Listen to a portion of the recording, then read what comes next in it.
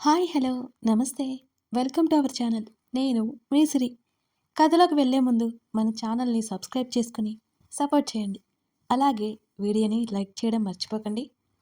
Missus Agastya part 170. Agastya Navya గురించి శ్రీధతో గతాన్ని చెప్తాడు కదా. ఆ తర్వాత ఇలా రండి. ఇదిగో నేనేం తింగరదాన్ని కాదు, అర్థమైందా? కోపంగా చెప్పి అతన్ని విడిపించుకోవాలని చూసింది శ్రీధ. ఆమె సాంగత్యంలో అతను చాలా తృప్తిగా ఉన్నాడు. భరద్వాజ్ చెప్పిన మాటలు విన్న తర్వాత నవ్య మీద ఒకలాంటి జాలి కలిగింది. అతని వల్ల జరిగిందంతా అనే ఫీలింగ్ వచ్చింది. శ్రీధ మాటలు విన్న తర్వాత అతనిలో గిల్టీ ఏమాత్రం లేదు. అందులో అతని పొరపాటు అస్సలు లేదు. అతనికే తెలియకుండా జరిగిపోయిన వాటికి అతనెలా బాధ్యత అవుతాడు? శ్రీధ బుగ్గలు గట్టిగా వత్తిపట్టి పెదవులు అందుకున్నాడు. అతను ముద్దుకి రియాక్ట్ అయ్యేలోపు గాఢంగా మార్చేశాడు. ఊహించని ఆ ముద్దుకి శ్రీధ చేపపిల్లలా గిలగిలా కొట్టుకుంది. అతను వదిలిన మరుక్షణం అతని ఛాతీ మీద కొట్టేస్తూ, రాక్షసుడు నువ్వు అని కోపంగా అరిచింది శ్రీధ. ఆమెని పట్టుకొని దగ్గరికి గుంజుకున్నాడు. ఎస్, నేను రాక్షసున్నే అన్నాడు సన్నగా నవ్వుతూ. అది కొత్తగా చెప్పాలా? తెలుస్తూనే ఉంది కదా. కందిన పెదవులు తడుముకుంటూ అన్నది శ్రీధ. ఏంటా చూపు? అసలు అలాగే సూటిగా చూస్తుంటే అతని కళ్ళకు చెయ్యి అడ్డుపెట్టింది శ్రీధ. ఆమె చేతిని తప్పించి, చాలా నచ్చేస్తున్నావు సెనోరిటా అని అన్నాడు అగస్త్య. చా, నచ్చేస్తున్నాడట. యావరేజ్ అంటావు, అంత సీన్ లేదంటావు. ఇప్పుడేంటో ఇలా మాట్లాడుతున్నావు? శ్రీధ దెప్పి పొడిచింది అతన్ని. ఔటర్ బ్యూటీ కాదులే అన్నాడు. ఆ అంది నోరు తెరుచుకుంటూ. ఆమెను చుట్టుకొని ఉన్న మరికొన్ని ముద్దులు ఇచ్చి, ఇప్పుడు నీ కింద అప్పడం అయిపోవడం నా ప్రాణానికి హానికరం అంటూ గట్టిగా నెట్టేసి బెడ్ దిగేసింది శ్రీధ. ఇడియట్ అన్నాడు. అసలు రాత్రి పడుకోనిచ్చావా నువ్వు అని ఉరిమి చూసి నవ్వుతున్న అతన్ని చూస్తూ, ఈ మధ్య నీకు దెయ్యమేమైనా పట్టిందా?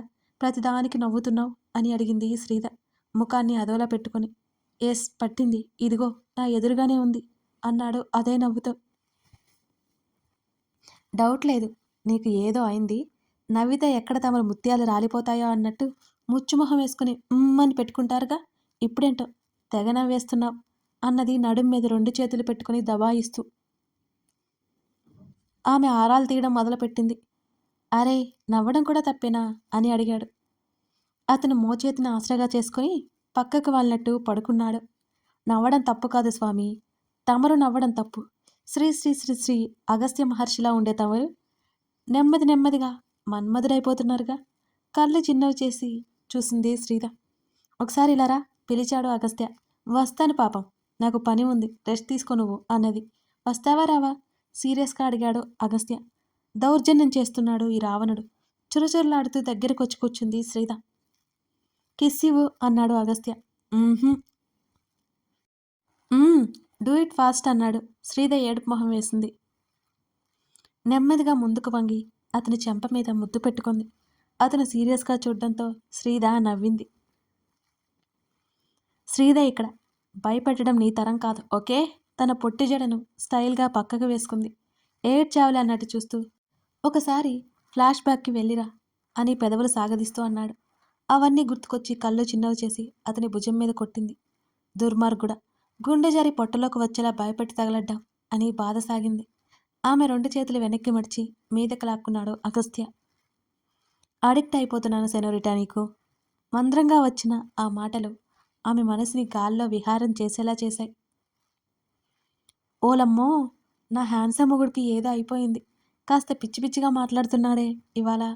బుగ్గలు నొక్కుకోవడానికి ప్రయత్నించినా చేతులు అతని చేతుల్లో బందీ అవ్వడం తెలిసి ఆ పని ఆపేసింది శ్రీధ. ఆమె మాటలకు మరోసారి అతని పెదవులు విచ్చుకున్నాయి.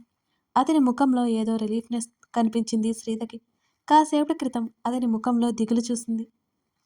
ఎందుకు మార్పు వచ్చిందో తెలియదు కానీ అతడిలా నవ్వుతూ సంతోషంగా ప్రశాంతంగా ఉంటే తనకి ఇంకేం వద్దు అనిపిస్తోంది. ఈసారి అతను అడగకుండానే ముందుకు వంగి అతని పెదవుల మీద ముద్దు పెట్టుకుంది శ్రీధ. ఆమె మొదలుపెట్టిన అదరాల యుద్ధం అతను కొనసాగించాడు. ఆ రోజు సాయంత్రం అగస్త్య తండ్రి ఇంటికి రావడంతో కూర్చోండి అంకుల్ అని సోఫా చూపించింది శ్రీధ. అవంతి ఎక్కడ శ్రీధ అని అడిగాడు చక్రవర్తి. కూర్చున్నాడు. తండ్రి కూతులిద్దరు గదిలోనే ఉన్నారు అంకుల్, ఆడుతున్నారు, పిలుచుకొస్తాను అని ఆయనకి కాఫీ కలిపి ఇచ్చింది శ్రీధ. ఆమె వెళ్ళేసరికి ఫ్లోర్ మీద కూర్చొని ఇద్దరు డ్రాయింగ్ వేస్తున్నారు. అవి తాతయ్య వచ్చాడ్రా అనగానే పని ఆపి కళ్ళెత్తి చూసింది అవంతి. తాత చాకి ఇవ్వలేదు, నేను రాను అన్నది. ఓసిని, మీ బాబు గారం చేసి బాగా ముదిరిపోయావే అని ఇద్దరికి చురక వేసింది శ్రీద. వచ్చింది ఆ తాత కాదు, చక్కీ తాత అనగానే అవునా అన్నట్టు కళ్ళు వెడల్పు చేసింది. అవును రా, తల్లి చెప్పగానే లేచి బయటికి పరిగెత్తింది అవంతి. నువ్వేంటి ఇలా కూర్చున్నావు, రా అంకులొచ్చారు. అగస్త్య చొక్కా తగిలించుకుంటూ లేచి బయటికొచ్చాడు. వీళ్ళిద్దరూ వెళ్ళేసరికి తాతయ్య ఒడిలో కూర్చుని కబుర్లు చెప్తోంది అవంతి. ఎంతగానో నవ్వుతూ వింటున్నాడు చక్రవర్తి. ఆయనతో మాట్లాడడం అయితే మాట్లాడుతున్నాడు కానీ వాళ్ళిద్దరి మధ్య తండ్రి కొడుకుల బంధం అంతగా బలపడిందే లేదు. శ్రీద గమనించింది. అగస్త్య ఎదురుగా కూర్చున్నాడు. కొడుకుని కల్లారా చూసుకున్నాడు చక్రవర్తి. ఏదో అవసరమైతే తప్ప ఆయన రారని కూడా అగస్త్యకు తెలుసు. హెల్త్ ఎలా ఉంది అని అడిగాడు. బావున్నట్టు తల్లాడించి నీతో ఒక విషయం చెప్పాలని వచ్చాను అని అన్నాడు చక్రవర్తి. చెప్పండి అని అన్నాడు. కొడుకు ఎక్కువగా మాట్లాడకపోయినా ఆ మాటలే ఎక్కువ ఆయనకి. అక్కడ ఉన్నంతసేపు కొడుకుని అపురూపంగా చూసుకుంటూనే ఉన్నాడు. అదంతా శ్రీద గమనిస్తూనే ఉంది. ఇద్దరిని దగ్గరైతే చేయగలదు కానీ ఒకరికొకరు క్లోజ్గా ఉండేలా మాత్రం తను చేయలేకపోయింది. ఇంకేం చేయగలదు తను? ఒక్కొక్కసారి ఆయన చూస్తే జాలి వేస్తుంది. భార్య పోయింది, తల్లికి వయసల్లి అయిపోయింది, చెల్లి ఇంట్లో లేదు, తమ్ముడు లేడు, ఒంటరి జీవితం అయిపోయింది అయింది. ఆయన తప్ప ఏమీ లేకపోయినా ఆయన వల్ల అయితే తప్పు జరిగింది.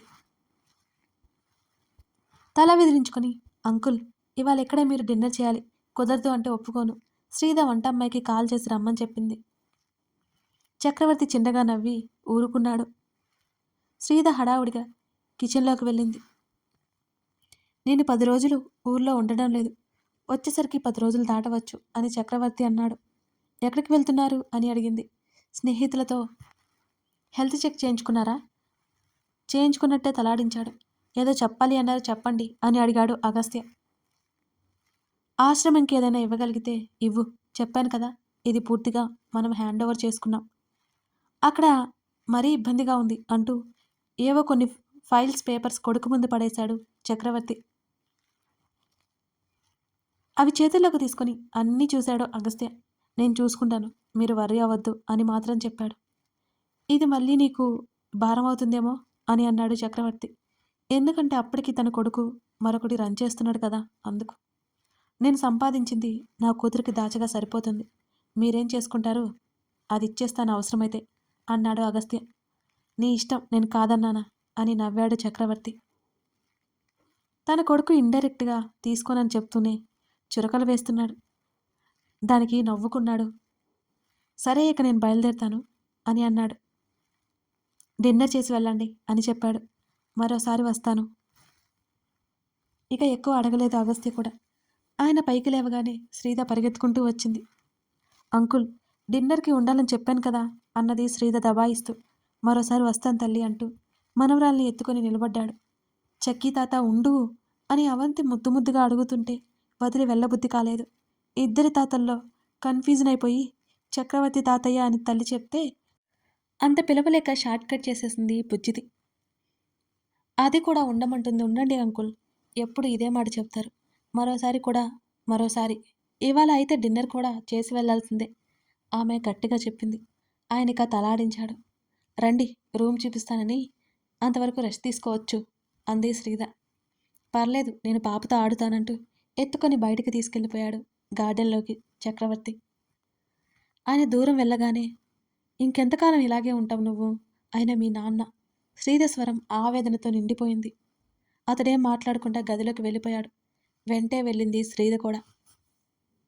నిన్నే అడుగుతున్నాను, అన్నిటిలో పర్ఫెక్ట్గా ఉండ నువ్వు ఈ విషయంలో ఎందుకు ఇలా చేస్తున్నావు? ఆయన కన్నుల్లో బాధ నీకు తెలియట్లేదా? శ్రీద అరుస్తుంటే. విసిగించకుండా వెళ్ళు అన్నాడు అగస్త్య. అవును, నీకు ఇది విసుగులాగే ఉంటుంది. అక్కడ నీ తండ్రి ఎవరూ లేని అనాథలా బ్రతుకుతుంటే నీ కంటికి కనిపించడం లేదు. కనీసం నిన్ను కన్నందుకన్నా గ్రాటిట్యూడ్ చూపించాలి కదా. ఆయన్ని కనీసం నీ అంతటి నువ్వు కలిసావా? ఆయన ఎలా పోయినా నీకు అక్కర్లేదు. Very good. ఆమె మాటలకు అతని ముఖం ఎర్రబడింది ఒక్కసారిగా. ఆమె ముంచేతను పట్టుకుని దగ్గరికి లాక్కున్నాడు. ఈ మధ్యకాలంలో అతనిలో అలాంటి కోపం చూడని శ్రీదకి కాస్త భయంగా అనిపించింది. జస్ట్ షడప్, వేలు చూపిస్తూ ఆపమన్నట్టు సూటిగా ఆమె కళ్ళల్లోకి చూశాడు అగస్త్య. అతని కళ్ళు క్షణాల్లోనే ఎర్రగా అయిపోయాయి. ఆమె భుజం మీద అతని పట్టు పెరుగుతూనే ఉంది. అనవసర విషయాల్లో జోక్యం చేసుకుని నాలో రాక్షసుని బయటకు తీయకు. అతని స్వరం తీక్షణంగా వచ్చింది. అతన్ని వదిలించుకుంది శ్రీద. కళ్ళు తుడుచుకుంటూ వెళ్ళిపోయింది బయటికి. అసహనంగా అనిపిస్తుంటే కార్ కీస్ తీసుకుని బయటికి వెళ్ళబోయి కూడా చివరి నిమిషంలో ఆగిపోయాడు అగస్త్య. బాల్కనీలకు వచ్చి అటు ఇటు తిరుగుతూ అప్రయత్నంగా కిందకి చూశాడు. చిన్నపిల్లాడిలా మారిపోయి అవంతితో ఆటలాడుతున్న తండ్రి కనిపించాడు అతనికి.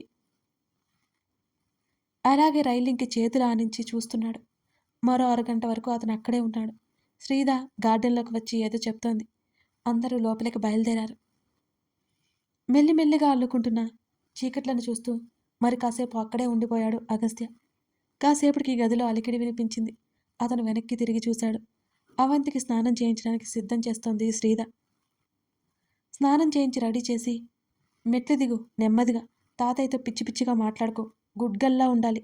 కూతురి బుగ్గలు పునికి నువ్వు తాతయ్యతో ఆడుకో, నేను స్నానం చేసి వస్తాను సరేనా? కూతురికి చెప్తోంది శ్రీద. తల్లి మాటలకు గుండ్రంగా తల ఊపి ఎప్పుడప్పుడు కిందగా పరిగెత్తాలా అని ఎదురు చూస్తోంది అవంతి. ఎవరైనా వస్తే చాలు వాళ్ళతోనే ఉండడం, మాటలు చెప్పడం అవంతికి బాగా అలవాటు. అంతలోనే మళ్ళీ వెనక్కి వచ్చి తల్లి చుట్టూ చేతులు వేసింది. అమ్మా, తాత ఎప్పుడు వచ్చి అని అడిగింది.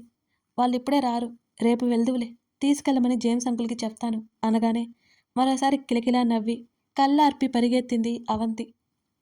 శ్రీద మౌనంగా స్నానానికి వెళ్ళిపోయింది. ఫోన్ కాల్ వస్తే మాట్లాడుతూ గదిలోనే కూర్చున్నాడు అగస్త్య. శ్రీద బయటకొచ్చి డిన్నర్ అన్నట్టు అతనికి సైగ చేసింది. అతను వస్తానన్నట్టు తలాడించి మరోసారి అతని వైపు చూసి కిందకెళ్ళిపోయింది శ్రీద. భోజనాల దగ్గర కూర్చో అగస్త్య పెద్దగా మాట్లాడలేదు.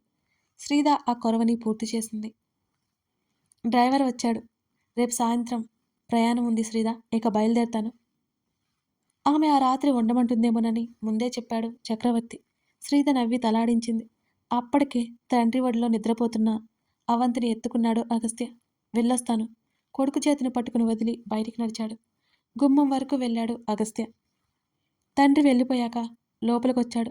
అతను పాపని ఎత్తుకుని గదిలోకి వెళ్ళిపోయాడు. శ్రీద అన్నీ సర్ది వెళ్ళింది. అతడు బాల్కనీలో ఉన్నాడు. మనసు ఊరుకోలేదు శ్రీదకి. అప్పుడప్పుడు అలా అయిపోవడం మామూలే కదా, తను కూడా ఇలా ఉంటే అలా. నిద్రపోతున్న కూతురును ఒకసారి చూసి అతని వైపు నడిచింది శ్రీద. కాళ్ళు ముందుకు చాచుకొని భారంగా వెనక్కి వాలి కూర్చుని ఉన్నాడు బాల్కనీలో. అతను పక్కనే కుర్చీలో కూర్చొని, సారీ, ఇంకోసారి ఈ విషయంలో నేను ఫోర్స్ చేయను. మన పెళ్లికి ముందు నుంచి నువ్వే క్లియర్గా ఉన్నావు. నేను నీ మాటలకి కట్టుబడి ఉన్నాను. నువ్వు ఎప్పటికీ అలాగే ఉన్నా, నేనే మారిపోతున్నాను. ఇంకోసారి ఈ టాపిక్ రాదు మన మధ్య. ఆమె మాటలు నేరుగా అతనికి గుచ్చుకున్నాయి. అలా చెప్తుంది కానీ ఆమెకి బంధాలను వదిలేసే నేచర్ లేదు. అతడేం మాట్లాడలేదు. లోపలికొచ్చి పడుకో, లేట్ అయింది.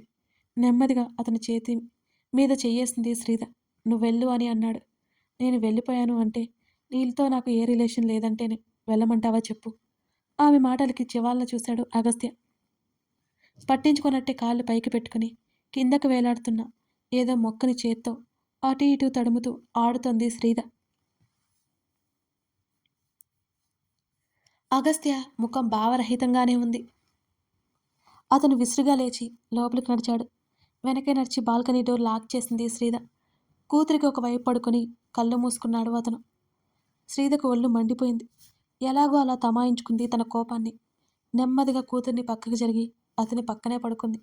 అలాగే వెల్లెలికిలా పడుకున్న అగస్త్యని చూస్తూ ఆమెకి నిద్రపోవాలనిపించలేదు అసలు.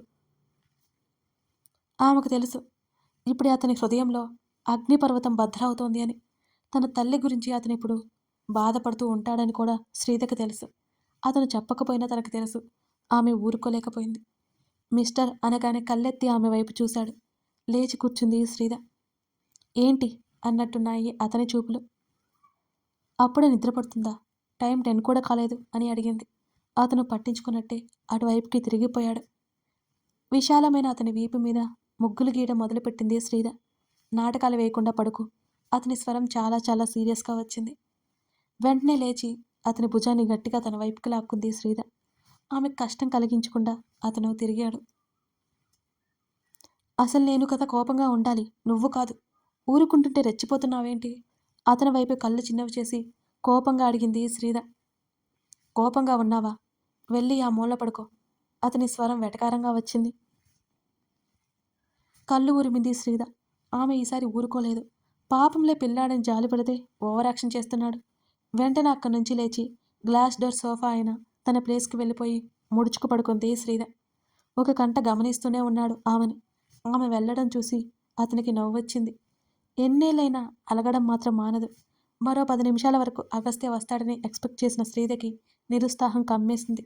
ఇక లాభం లేదు ఈ మానవుడితో. తనే లేచి వెళ్ళాలి అని శ్రీద నిశ్చయించుకుంది. ఆమె అనుకుంటూ ఉండగానే ఆమె పక్కకొచ్చి వెనక నుంచి హత్తుకున్నాడు అతను.